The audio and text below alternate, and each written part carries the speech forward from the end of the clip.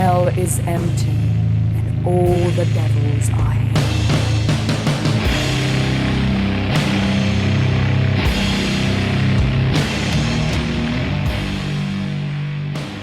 Okay, so this is the Devil's Library with your Devil's Librarians. I am Pike, and we have here Larash. Hail Satan. Lygia. Hail Satan. And Lithus. Hail the worms! Hail the worms! Oh, spoilers already. So get ready for spoilers as usual. If you do want to read the book and haven't read it, then don't listen to this episode just now. You can always come back to it later. We were reading a book called You Weren't Meant to Be Human by Andrew Joseph White. And what is it? Well, it's a grotesque story that takes you through absolute hell, but it highlights human strength and ability to survive. I think it's also a coming-of-age tale, albeit a dark one. Crane, the main character, is an autistic trans man who runs away from home and joins a cult, worshipping a body of giant maggots and flesh flies that feed on cadavers and refer to their followers creepily as children. Crane is in an abusive relationship and falls pregnant, whereby the cult demands that the child must be born. Here, the forced pregnancy nightmare is inspired by the fall of Roe v. Wade in the US. The story follows Crane's effort to make sense of his life whilst his body is going through the unwanted changes and everyone wants to use him.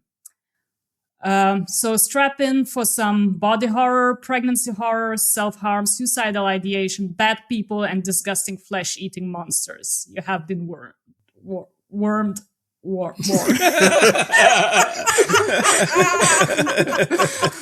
I've been wormed. Fucking have I already? Check yourselves. Yeah. Okay, so these are... You are the survivors of this book. Congratulations. Yeah, thank you. Yeah, Thank you Jesus so Christ. I don't remember so admiring a piece of art that I absolutely hated all the way through for every page. It was traumatic reading this book. Really fucking traumatic. But it's such a well-written book and he's such a talented author. But yeah, I can't honestly say this was a book that I really think enjoyed is not the right word for it at all. I admired it. I think that's the best I can do. You delighted in it. I think delighted might be a little bit too strong, but I thought it was a very well written book, and he's obviously very talented. But god damn, it was hard going, this book. Yeah, it deals with one of my, I guess, personal fears. Ever since I was a teenager, I remember thinking that pregnancy is just the worst thing that can happen to a person, which it obviously isn't. But forced pregnancy is pretty high up there, and this really went into my nightmares. The poor man had no choice. He didn't make, I can't remember him making a single willing choice throughout the entirety of the book. Just like everything was forced upon him or taken away from him in some way. It was a difficult read. Yeah. It was unrelenting in its horror. I mean, it's like there were no spots of light. You know, most of the other horror novels we've read, there is either some dark humour or there's moments of lightness in there, or, you know, it goes from happy to dark. This is just like beginning to end. Wham! Right in the face. Horror, awfulness, gruesomeness. But I agree, the author is phenomenally good with words. I mean, it was quite, you know, even quite a compelling read that drew me in at times. And then I had to put the book down because I went, I can't read any more of this. It's really well written. It's really drawing me in. I want to know what happens next, but I do not want another chapter of this today. Yeah. Because this is fucking grim. It took me nearly the whole 4 weeks to read this book, to finish it. I mean, there's so much to admire in the skill of the author. He did a really brilliant job. I think, to be honest with you, I'm still kind of a bit in shock from it all. It was hard. It was hard getting through it. How did you find it, Legia? Nigeria is very silent. How do I? It took me a long time to get through it. I was tempted to not finish it. It's a great book because I keep thinking about it now. Thank you very much. I did not need this. But I don't want to really say much because this is public. But there has been so many triggers that were really cutting deeply into me. I feel like I need to celebrate I finished it. But the book is great. The book is great. Everything. The pregnancies, forced pregnancies, rape. It was well written. I'm happy I read it because I knew about this book and I would have been really tempted to read it. So it's done. I'm happy. I'm happy, but also what the fuck? Yeah. What the fuck? How Yeah. did he manage to be so on point? I think that's because he said it was him going to his darkest places. Mm-hmm. And I think that's why Yeah. because I haven't experienced the things that the main character has experienced. But I also felt like there were a lot of moments that felt so recognizable. I think that's one of the clever things about the book is regardless, unless you've led a perfect life and everything's been sunshine and roses for you, because this person has suffered so much and has gone through so much and has so many sort of hang-ups, neuroses, sort of mental health issues, that at some point you are going to hit on something that chimes with you where you go, I remember that time in my life, particularly when I was young, when I felt like that. Yeah. If that makes any sense. Yeah. Yeah. Yeah. I mean, there were specific situations that did hammer on a couple of my personal triggers as well. Yeah, but I think Good sound. Sorry. Yeah, I think I do think that this is a very important book, and I do think people Yes. should read it. I just don't think people should go into it blindly. Maybe Oh no. people should Please know don't. what it is they're getting into, because it's not. This is probably the most challenging read that I've had in a very, very long time. For me, absolutely. Yeah, The winner. which is not to say that I didn't admire it, because I did admire it, and I admired the author's personal bravery in writing about things and subjects that were clearly massively difficult for him, both as a person and an author. But God, it was it was difficult at times, very difficult. I wanted to tell you, I mentioned it before the podcast, but I just wanted to tell you how I came across it. I was in someone's house and I saw this book on the table and said, "Oh, is that a horror book? Is it good?" Because I'm reading some horror books with a bunch of people, and I would like to bring something. And the person just sort of paused and said, and I thought, Yeah. I said, "Oh, is it not good?" And they said, "No, it's good, but it's got trigger warnings, and do take them seriously."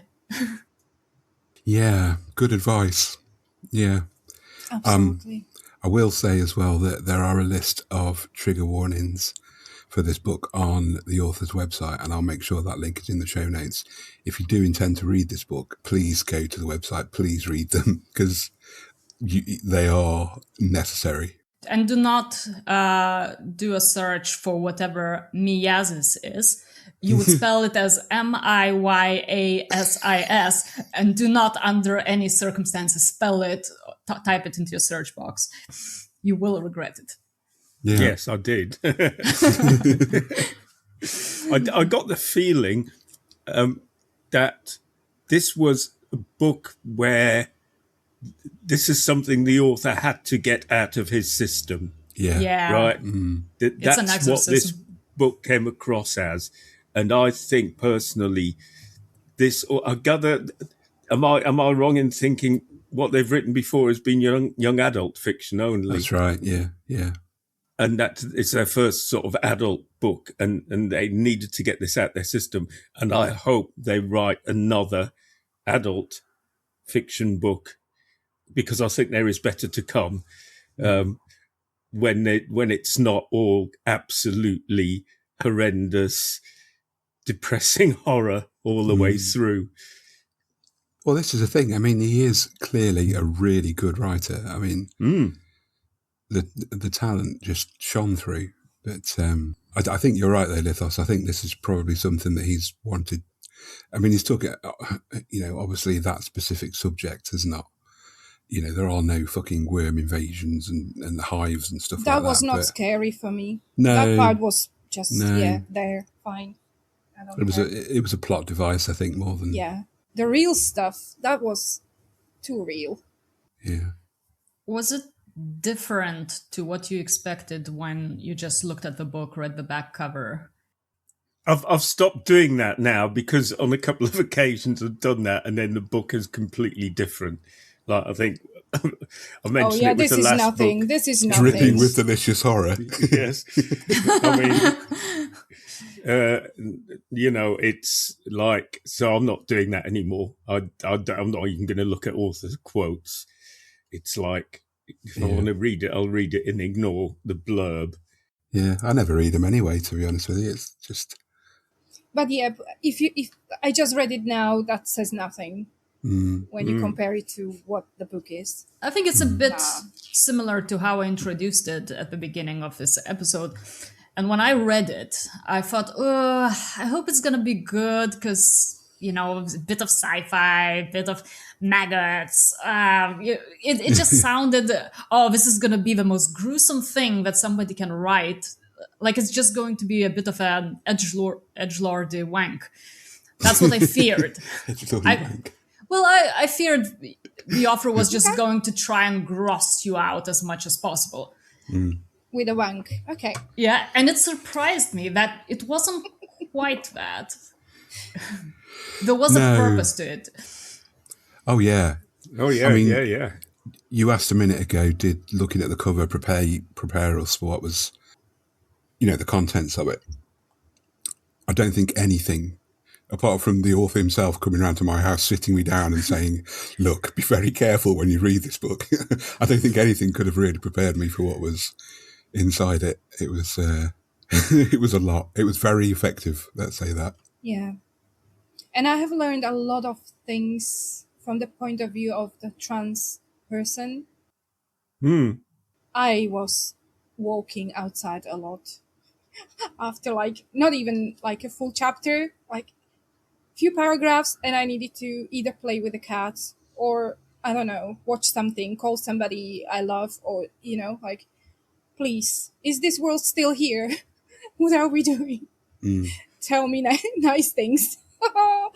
Yo. Well, okay. I remember you and I talked, Elijah, briefly. Yeah.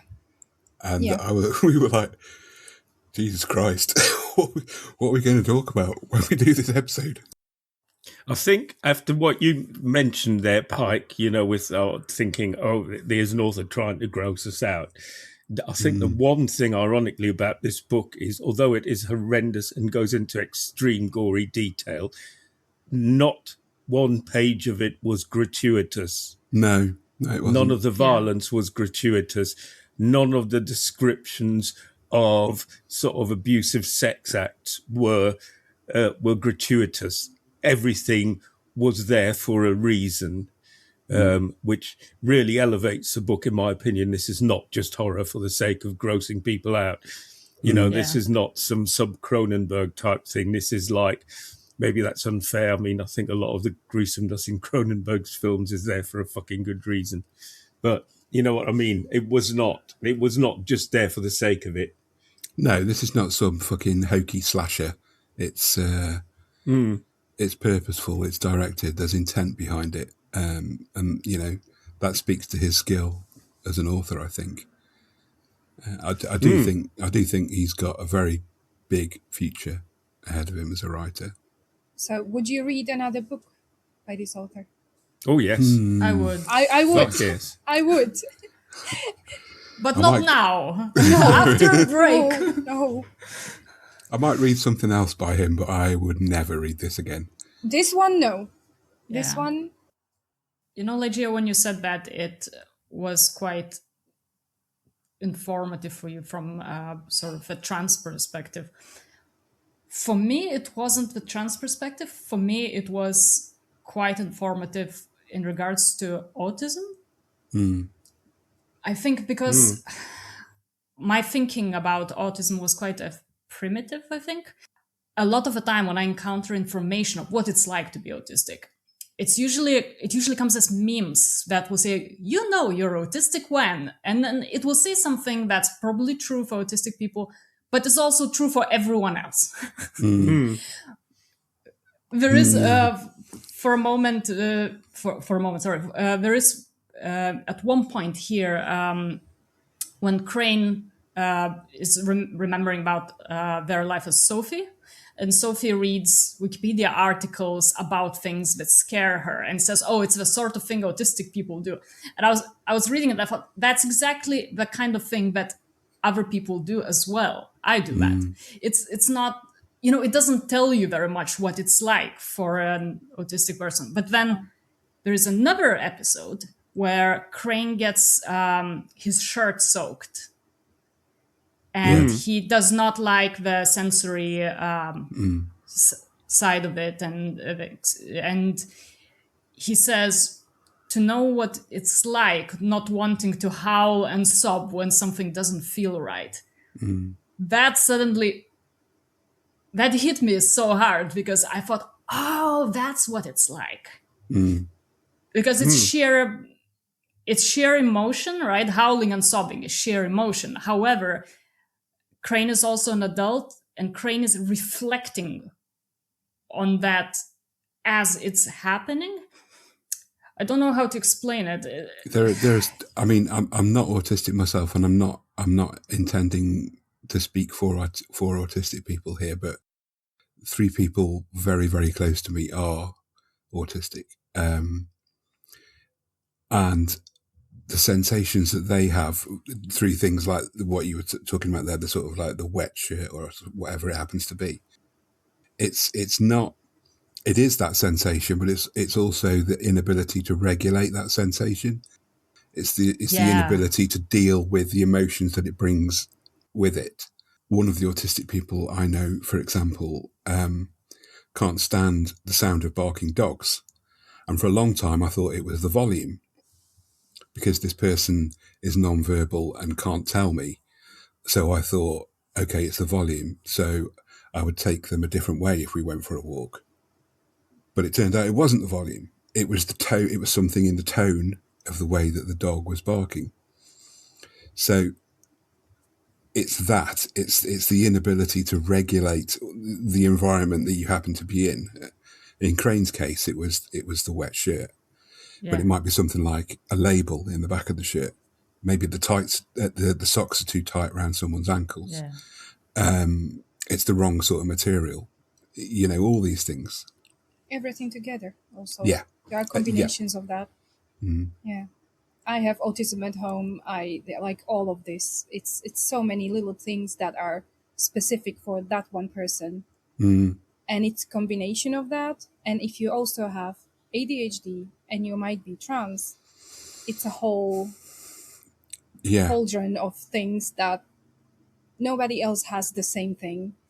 You need to learn how to navigate through that, and it's so not easy. There were large portions of this book there were various points in this book when I just wanted to go and take Crane and take them somewhere that had no sensory input and just sit them down and tell them that everything was going to be okay. I just felt so awful for the poor man all the way through this. I just wanted to say, I think that why that was quite revelatory for me, that bit about the soaked shirt, is because we all know what it feels like when you can't take something anymore. When you can't take it, it reaches the point where you just you can't exist in that moment with it. But it's just that the trigger is unfamiliar to a person who's not autistic. Right? So So you can but you can draw the bridge between one thing and the other and imagine it. I just thought it was a very good scene that for me was very, very useful. Yeah, I mean, in a similar way, I very much liked the fact that Crane was voluntarily non-verbal, and voluntarily is a very loaded word there, but I did like that, and that gave me a lot of insight into at least two of the people that I'm close to. So that was, I mean, and I don't mean to reduce this book to like some kind of autism instruction manual, because it most definitely is not that. But No. There was a lot of very valuable things in there. That was also an interesting moment for me, because my partner at one point many years ago just was fed up with people and stopped speaking for a month. And we both just learned the alphabet and communicated in sign language. And I can imagine that it can be, when you're in everything around you is unbearable, that it can be soothing to do that. I think if you can't regulate what other people do, then the only thing you can do is regulate what you do. I think that's the way that it happens. Again, that's me saying that, a non-autistic person. So I don't know that for a fact. I just think that might be a reason. I don't think that's necessarily just for autistic people. That makes sense in a lot of different circumstances. You can't control anything about your life, right? You'll control something that you still can control, even if it's not necessarily what you would like to control. I think there's also this thing, the impression I got, which was that they did not want to, when people are talking and then saying, well, how are you doing? How do you feel? Or whatever, just didn't want to say it. And the easiest way to not have to explain how you feel or what you're thinking is just to not say anything, you know, to actually go, right, okay, you know, which can, even for someone non-autistic like me, you know, there's been times when I've like gone, okay, look, I just don't want to fucking explain this or talk about it at all. Can you just lay off? You know, and if you feel like that all the time when people are talking to you, it's like, you know, I kind of really understood that side of it as well. That was really good. It's just so many good things in this book. So many, you know, good things is not the word. Valuable, valid things in this book. Yeah. Yeah, not good. They're horrendous, but so well explained in a way. Lithos has enjoyed his miasses. Let me have a check. It's still there. Are you worm-free, Lithos? Yes. Yeah, I think the worms and the flies, you know, at first I thought, you know, is this going to be explained? And then by the time I'm halfway through, I'm thinking it's not going to be explained and it doesn't matter. No. They're just a metaphor for a cult. For me, it was a metaphor for a cult that takes in vulnerable people, which is how all cults operate. They take in someone who's vulnerable, who's at absolute rock bottom, and then they control them and make them feel even worse. And so the worms were just like a way of like not specifying a particular cult, just saying this is a cult and this is how cults operate. They will wait until you're absolutely got nowhere else to go. They'll take you in and then they'll fucking use your emotional vulnerability to control you in every which way they can and not let you out. And in this case, not let you out without literally hunting you down and killing you and feeding you to worms. I agree with you, Lithos, and I also think it speaks to the kind of like the mentality of how they brainwash people, because up until the moment that Crane realised that the Hive wanted him to remain pregnant, he was kind of like, yeah, I'm very pro this whole situation. It's great. You know, and there's this kind of indoctrination via the kind of good cop, bad cop. So you've got the good cop of the Hive and the bad cop of Levi, and this kind of like continual hammering away at people like Crane and other, to use probably a wrong word, members of lesser status, so like Crane, who are still valuable, but not, they don't have the kind of power that Levi had or the Hive itself has. Well, Levi was infected with the worm, and in a sense is kind of like, represents, in a way, someone high up in the cult echelon, someone who does the controlling, because Levi was 20 shades of dick in every which way. He's like, fucking hell, man. What a fucking baddie to put in your book. He was like absolutely no redeeming features whatsoever. Literally nothing at the end. Even when it turns out the worm's controlling his behaviour, I went, no, sorry, that's no excuse. Still got absolutely zero sympathy for you, mate. I hope you die horribly. And he did. But also, he was I'm still stuck on 20 Shades of Dick. All right, I'll let you. Which is probably a bad phrase. Digest your dick, and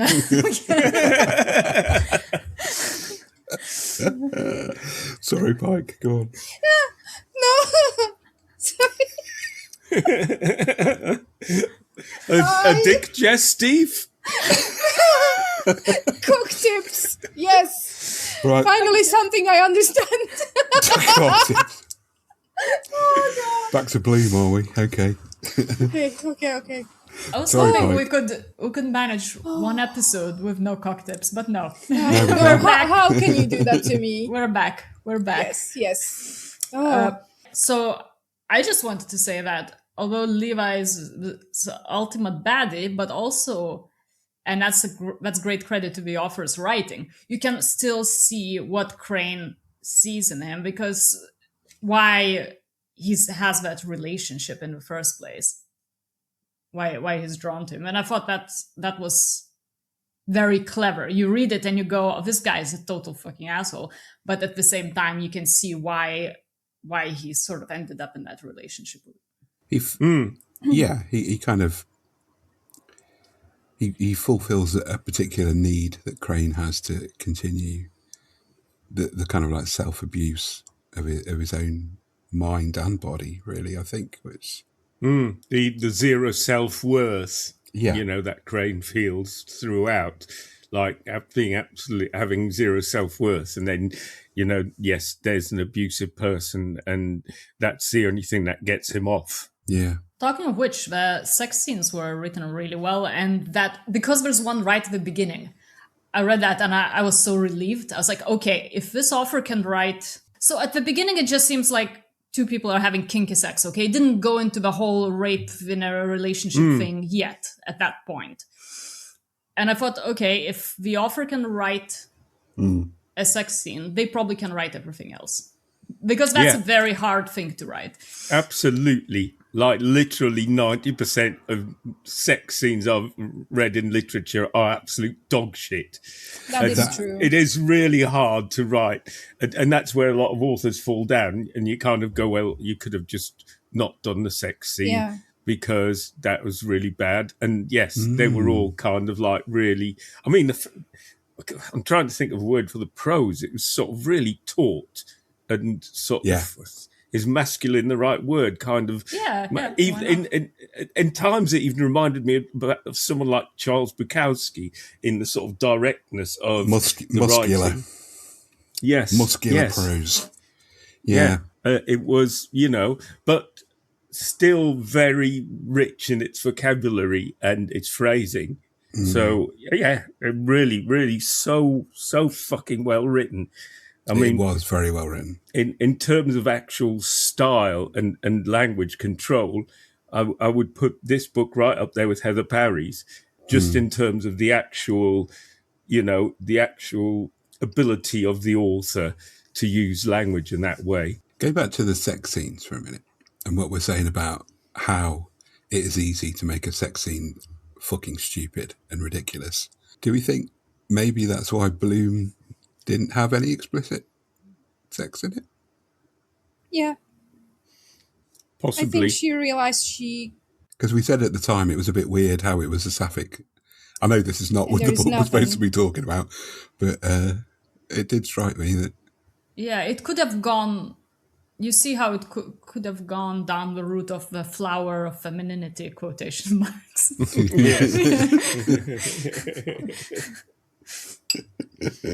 So maybe it was a good idea to leave it out. So we're all massively traumatized then, basically. That's what I'm taking from this. Well, I wouldn't say I was traumatized by the book. I would say it was a hard read. And there were certain bits that rang true for me for ways I have felt at particular stages in my younger life.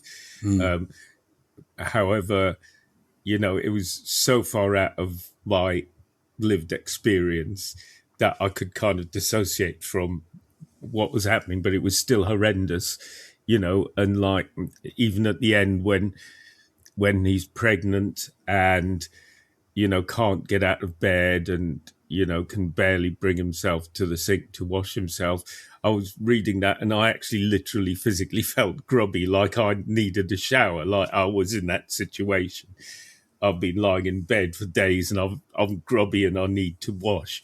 It was like so well described, just you could actually kind of sort of put yourself into that headspace almost, but not enough for me to traumatize me. Thank God. But again, thank Satan, I should say. Thank the worms. Thank the worms. That's another similarity to Carrion Crow, though, because I felt very similar during parts of Carrion Crow. Kind of like, Jesus Christ, this is really, I was like doing this a lot, reading Carrion Crow, and I did the same when I was reading this. Yeah, it's very physical. Yeah.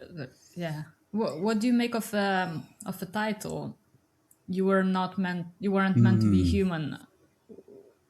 Do you? I really like the title. It was a good choice, I thought. Yes. The last episode that Ligera and I did on our own was Books of Blood, and one of the stories was called Revelations, and I didn't fucking understand why it was called Revelation, and Ligera explained it to me, and this title also kind of made me think about what it might mean. Yeah, same. And I thought one of the thoughts I had was that possibly this was something the Hive might say to Crane, that you weren't meant to be human, or about Crane's child. The daughter, I thought. Yeah, you weren't meant to be human. You were meant to be a vessel for the Hive. That was the only thing. That was the only takeaway I took from the title. I thought it echoed a message that I thought was the main message of a story that kind of comes up every so often, that the world was not made for the likes of you.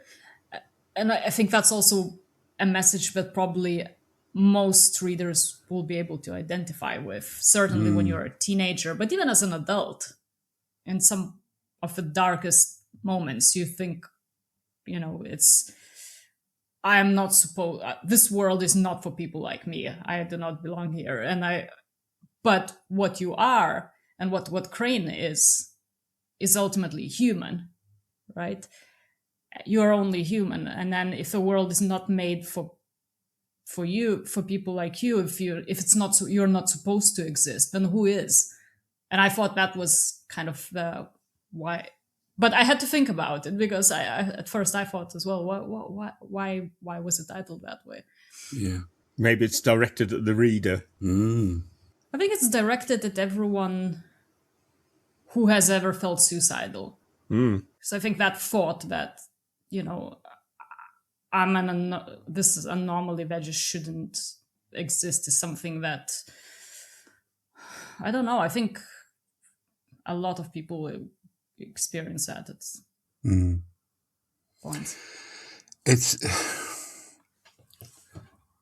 almost, this almost sounds silly, but it's a very human book. It's a very kind of, it makes you think about your own humanity and what would you be prepared to do?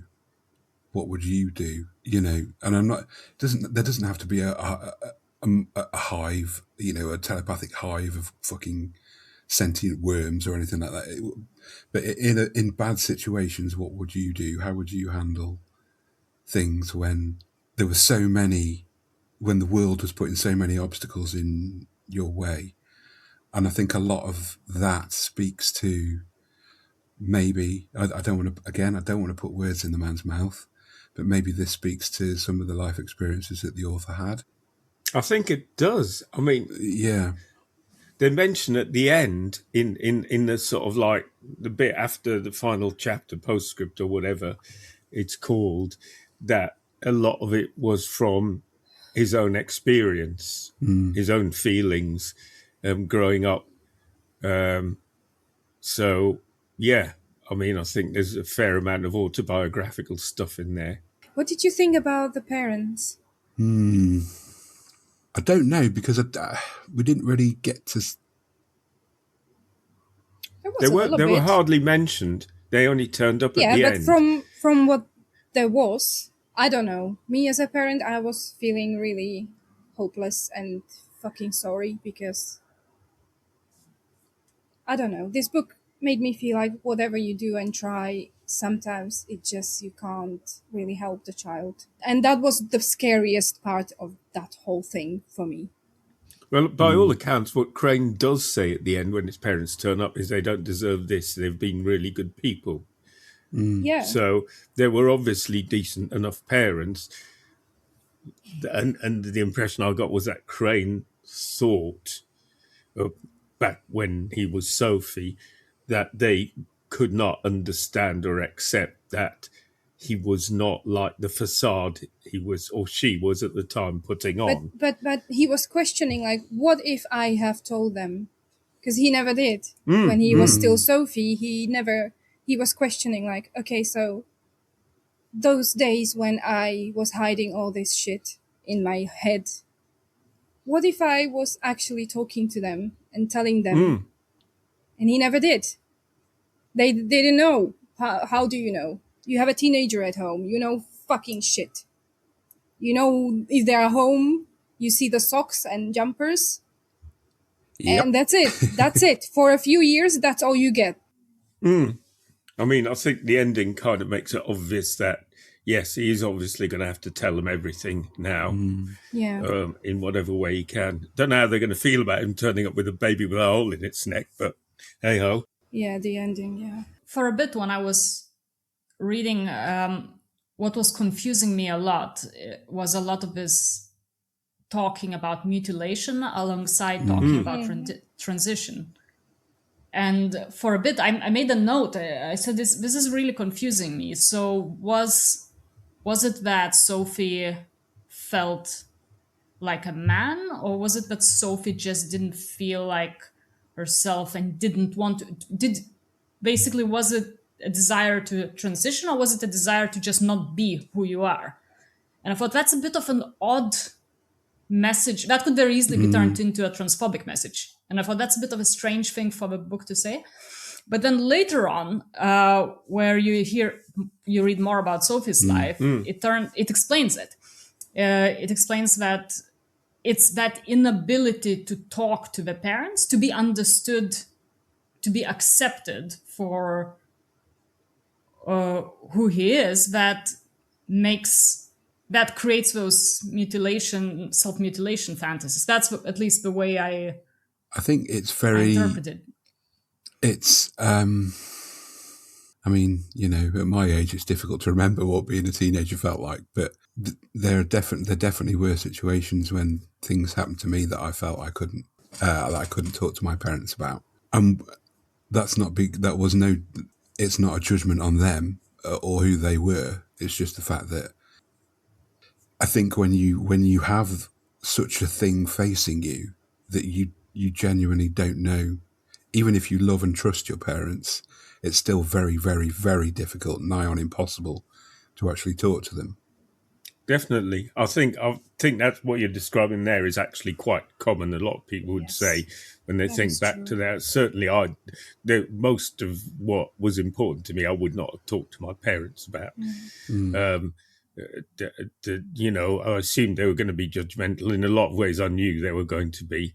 And I think a lot of teenagers go through that. So to have, in addition to that, undiagnosed autism and also feel like you're in the wrong body, like you feel wrong, right? To have that on top of the usual teenage angst is enough to drive anyone to thoughts of self and acts of self-harm, I think. I think it was a brave choice and the right choice by the author to. It would have been very easy to just turn Crane's parents into these kind of like, you know, Trumpy, boomery type transphobes who couldn't understand their child. And I think it was narratively the right choice for the book that he didn't do that. Yeah. Because it then forces you to think slightly differently about Crane and why he did the things that he did or made the choices. What led him to that point?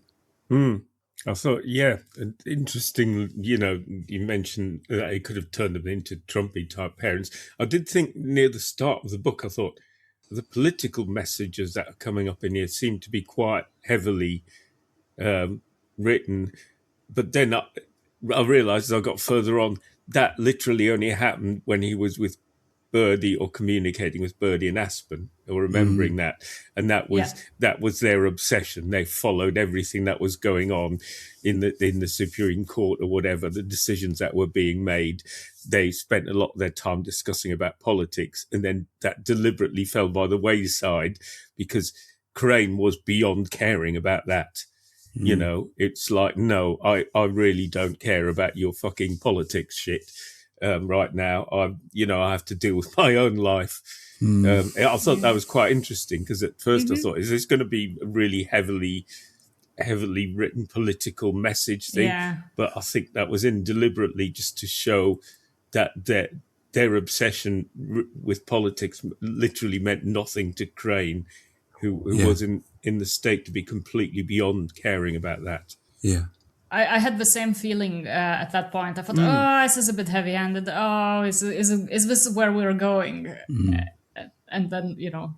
I skipped that part. I was so not interested in Birdie and the Aspen person. Sorry, I wasn't. I was skipping everything about them. Did you skip the part with them in the what was it, the warehouse, the farm building? Because that was quite That was a strange It was scene, different. that was. It was very weird. Okay, describe. What did I miss? Well, when they go, so Levi has set up, what's their name? Birdie and Aspen. Oh, yeah. And he said to Crane, right, unless you can get rid of them, no. I'm going to fucking shoot him in the head, basically. Yeah. Mm-hmm. I just thought I thought it was, in a very, very strongly written book, it was possibly for me the weakest scene in it. Because, okay, I know Crane punched the dude, but it's like, well, they kind of like, okay, so they went from very, very, very, very hyper supportive to like, fuck you in the space of about 10 seconds. Mm-hmm. And it didn't feel, okay, again, he punched him. Not a good thing to do, but it just felt too sudden. I also thought, when I was reading that, I thought, are Birdie and Aspen playing up to this because they've realised there's someone in the rafters with a gun? Maybe. And they're all being threatened.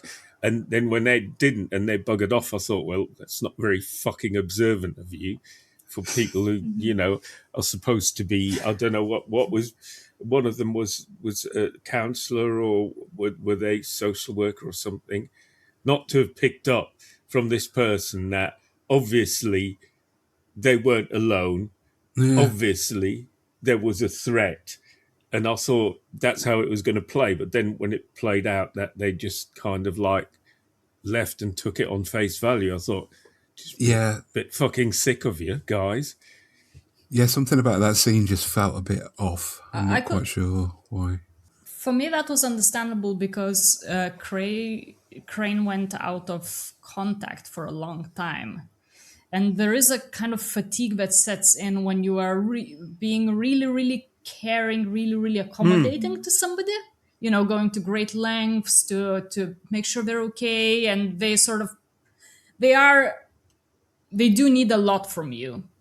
And you don't really get a break. You don't really get a reward of seeing them okay and your efforts are paying off and you can feel good about yourself. You're just putting in the effort and nothing's they're still in a really bad place. And then when if you see them not making any effort, right? When it seemed that way when Crane went no contact with them, I think there is a certain kind of fatigue that sets in where you can just go, you know what? Yeah, maybe it Fuck was it. just that. I've done Yeah, could be. Yeah, that's a what good I point. could here. That's a good point. Yeah. But I have a different criticism. I think we need some more criticism in this one. I thought the register in which the Hive spoke was very uneven. There's one point, so the Hive speaks in this kind of, for a lot of it, refers to the characters, you know, my child, my children, talks about the rays of sun, describes the beautiful outdoors. There's this almost weird spiritual alien kind of way of speaking. And then at some point towards the end, the Hive goes, perhaps our child needs a firmer fucking hand. Spanking! That did What jar else when is they right? suddenly, the Hive got all sweary, went from like Guru High and Mighty kind of, my Yeah. child, beautiful sunshine of our lives, to you fucking need a, yeah. That's true. That's true, actually. That was a bit jarring. What did you think about the scene with Stagger and the bathtub? Oh, wow. Oh, okay. That was kind of, that was very sexual in its description. I liked it. Considering, you know, the whole thing was like, Oh, he's, kill yeah, me.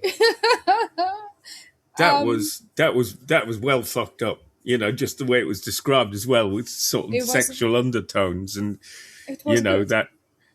that Stagger seemed to be enjoying himself. Was that when Yes. when Crane was trying to remove the worms from inside Stagger? Yeah. Yeah. I thought that was very personal because Stagger is it's like a Crane's double, right? So they're both mutilated, they're both wrong, they're both near mute, they're both prisoners. I'm not referring here to Crane's trans thing as mutilated, by the way. I'm talking, there is actual mutilation. About in the about story. sticking his head in a pot of boiling water, mutilation kind of thing. Yeah. Yeah, I just thought it's important to clarify. So it's almost, I don't know, I thought that was almost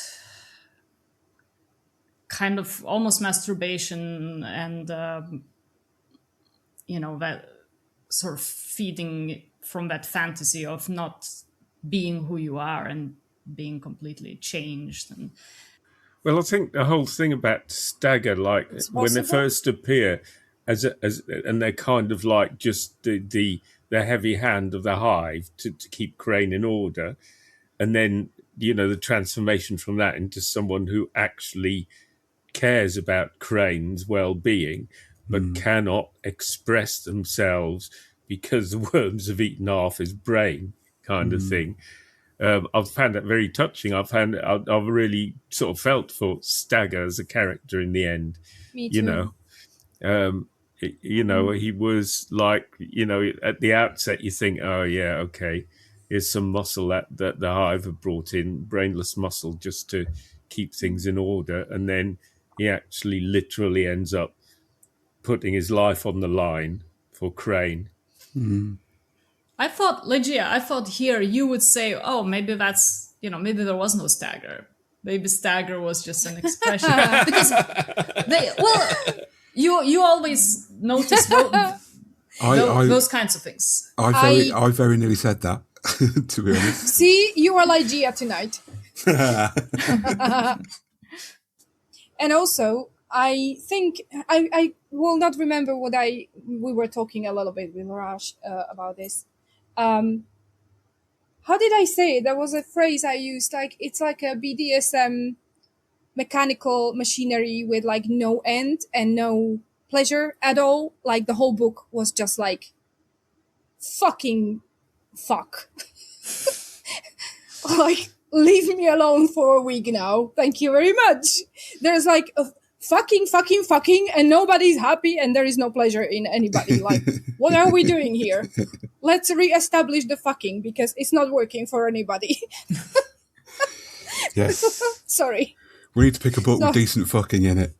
Yeah, you know, like when you imagine like BDSM the worst horrible space, which is like underground, dirty, fucking tiled room where you can do whatever. This book took me there and kept me there for like 55 years. No air, no shower, just like I was there. I don't want to be there. Thank you very much. You have a pitchfork. Yeah. I have a pitchfork tonight. Fuck. Pitchforks. Dear, oh I dear. don't know. Yeah. It we makes a want to- difference from the dick-heavy talk from earlier. Yeah. I've struggled with a pitchfork for this because it's like he's such a good writer, and from an artistic point of view, it's such a good book, and it is important, and I do think people should read it. But I just did not enjoy it at all. It was just too. It was too painful in places. So I don't know. I'm going to give it an 8, purely on the strength of the writing. Anyone else? I'll give it an 8.5. And I mean, just on the actual prose itself, I'd give it 10. The 1.5 taken off is because it was unrelenting, and I think whatever I'm looking forward to the next novel he's going to write for adults, and I think just bring just a bit of occasional light into it, and damn, excellent author, but 8.5 because something that is that hard to get through, I can't give a 10 to, even though I'd love to. Legia, do you want to do pitchforks? Yes, You don't yes. have to.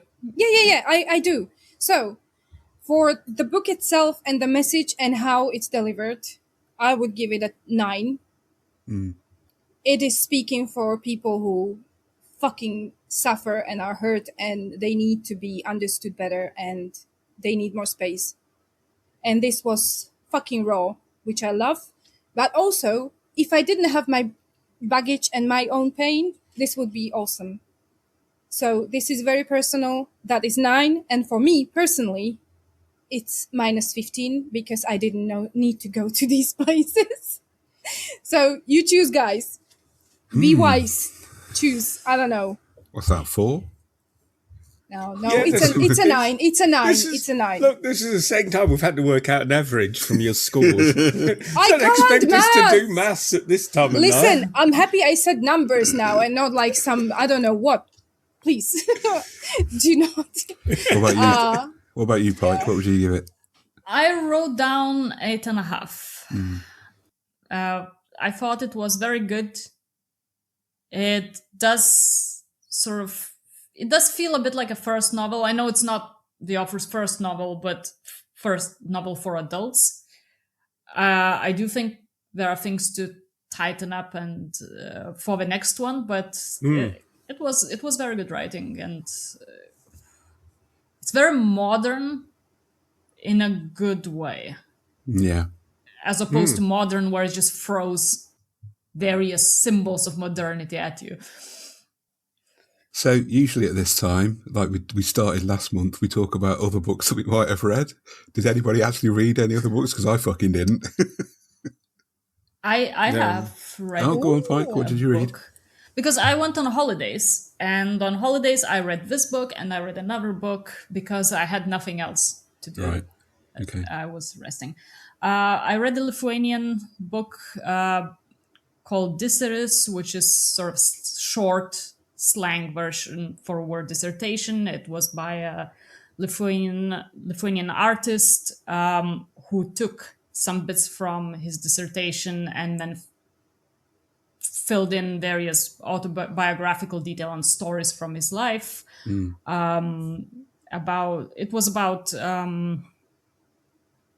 Some of it was him being homeless in Paris and living in a squat in Vilnius, and doing art, trying to get into to study painting, and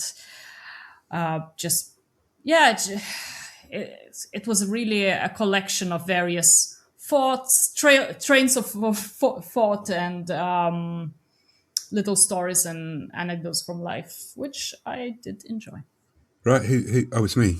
It is, yes. It is, isn't it? It's my choice. Oh, Sorry. yes. Yes. Yes. You okay? Yes. I hope you picked a cheerful one. Otherwise, Otherwise, change it now. Next month, we are reading Willy Wonka and the Chocolate. No, we're not. So it was my choice, and I chose a Helen Yoemi novel, White is for Witching. Anyone read it Yay. before? Cool. Nope. Cool. First read. Okay. Right. So that's it for another Devil's Library. Yeah. We always say go read the book and enjoy the book. So definitely, Yes, do. definitely read it. Take note of the content warnings, and admire the artistry within this book because it is very high. I've been Raj. Hail Satan. Pike. Hail Satan. Nigel. Hail Satan. Lethos. Hail Satan, and remember, folks, don't try and eat your babies. Hail Satan.